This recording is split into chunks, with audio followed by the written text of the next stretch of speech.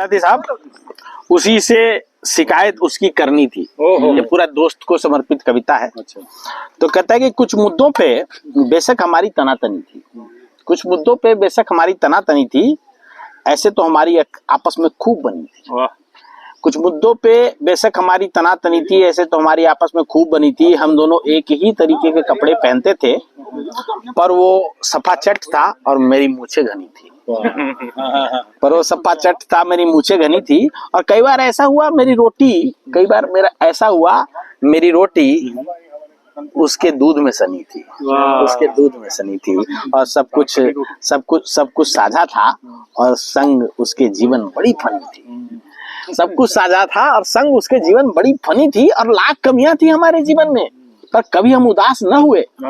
सारी इच्छाएं पूरी करने वाला दोस्ती हमारी नागमणि थी।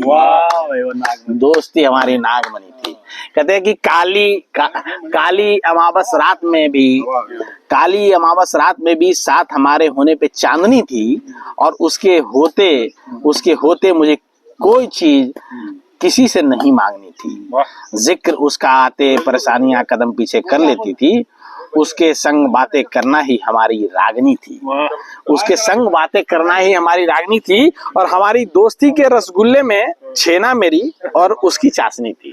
छेना मेरी और उसकी चाशनी थी।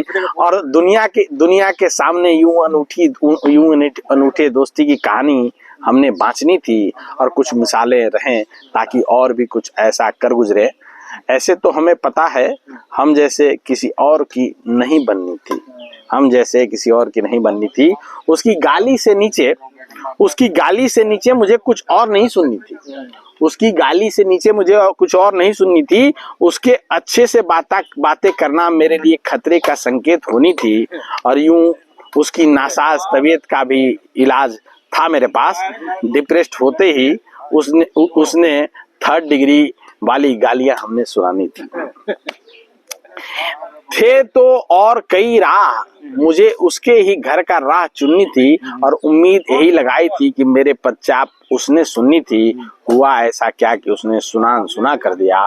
खोले दरवाजा वो तो मुझे उसी से उसकी शिकायत करनी। वाह भाई, ठीक है।